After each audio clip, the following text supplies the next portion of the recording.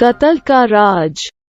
सम्यक बाबलानी ने हैरान परेशान हालत में गुरुबख्श मंगत्यानी सेठ के ऑफिस में कदम रखा।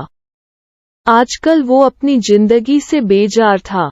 उसकी कई दिनों की बड़ी हुई दाढ़ी, मैले और मुड़े तुड़े कपड़े उसकी हालत की चुगली कर रहे थे। एक टाइम था जब सम्यक ने गुरुबख्श के साथ काफी मौज मस्ती की थी और दोनों पक्के यार समझे जाते थे, लेकिन अब वो बात नहीं रही थी। मंगत्यानी ने रियल एस्टेट के धंधे में मोटा माल पीटा था और अब बाजार की बड़ी मछली समझा जाता था। वही सम्यक की हालत काबिले फिक्र थी। माली हालत तो जो थी वो थी ही। उसकी पारिवारिक स्थिति और डावाडोल थी।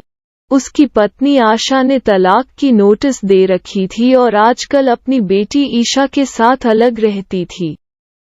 किसी जमाने में सम्यक की प्रेमिका से पत्नी बनी आशा अब सम्यक का चेहरा भी नहीं देखना चाहती थी। हर तरफ से टूटा सम्यक शराब के समुंदर में ही पनाह ढूंढता रहता, जिससे उसकी अवस्था और खस्ता होती जा रही थी।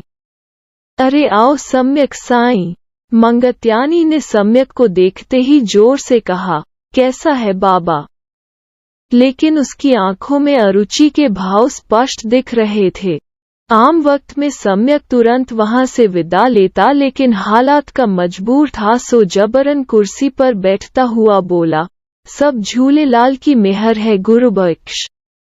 और सुनाओ, धंधा कैसा चल रहा है? जवाब में गुरुबख्श ने इतने तरह के रोने रोए कि सम्यक का मन हुआ कि शीशे की भारी एस्ट्रे उठाकर उसके सर पर पटक दे, लेकिन प्रकट में वो पेपवेट को गोल गोल घुमाता हुआ ध्यान से सुनने का अभिनय करता बैठा रहा। सम्यक ने किसी समय गुरुबख्श को 5 लाख रुपए दिए थे, जिसमें से 1.5 लाख उसने लौटा दिए थे, पर बाकी के 3.5 लाख के लिए उसके मन में खोट आ गया था। सम्यक ने मंगत्यानी को दोस्ती खाते में पैसे दिए थे, तो इसकी कोई लिखा पढ़ी नहीं थी। अब अपनी खस्ता हालत के मद्देनजर सम्यक को पैसों की सख्त जरूरत थी, लेकिन मंगत्यानी उसे धक्के खिला रहा था। भीतर ही भीतर उबलते हुए सम्यक बोला, गुरुबख्श, आखिर मेरे पैसे तू कब देगा? हर चीज की एक हद होती है। गुरुबख्श मंगत्यानी कुर्सी की पुष्ट पर पीठ सीधी करता हुआ एक फाइल में नजरें गड़ाए हुए बिना सम्यक की आंखों में देखे बोला, वड़ी साईं, बोल तो दिया 1000 बार कि जब होगा तो खुद सामने से देंगा। तू बार बार मगज चाटने क्यों आ जाता है? सम्यक का खून यह भाषा सुनकर उबाल खा गया। उसने झपट कर मंगत्यानी का गला पकड़ लिया और जोर जोर से झिंझोड़ता हुआ बोला, कुत्ते, मैं तेरी जान ले लूंगा।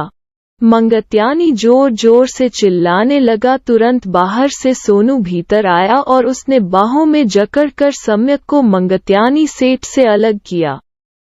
सोनू सिंह बिहार का रहने वाला बलिष्ठ कदकाठी का 25 साल का लड़का था। सम्यक जैसे झोलझाल शराबी पर काबू पाना उसके लिए बाएं हाथ का खेल था। अपना गला मसलते हुए मंगत्यानी ने सम्यक को भद्दी भद्दी गालियां देते हुए सोनू को आदेश दिया कि उसे उठाकर बाहर फेंक दे और कभी भीतर घुसने न दे। सम्यक हाथ पांव मारता रह गया और मंगत्यानी को देख लेने की धमकी देता रहा, पर सोनू ने उसे किसी गुड्डे की तरह उठाकर ऑफिस से बाहर कर दिया। सोनू बगल के ऑफिस का चपरासी था, जो मंगत्यानी साहब से कुछ इनाम इकराम पाता रहता था और एवज में छोटी मोटी सेव कर दिया करता था। वैसे भी उसे ऐसे काम करने में मजा आता था जिसमें उसकी शारीरिक क्षमता का उपयोग होता हो। सम्यक थोड़ी देर बाहर ही बकता झकता रहा, फिर रिसेप्शनिस्ट कांता के कहने पर पांव पटकता चला गया। पर क्या हुआ आगे? क्या सम्यक अपने अपमान का बदला ले सका? कल पढ़िए अगला भाग।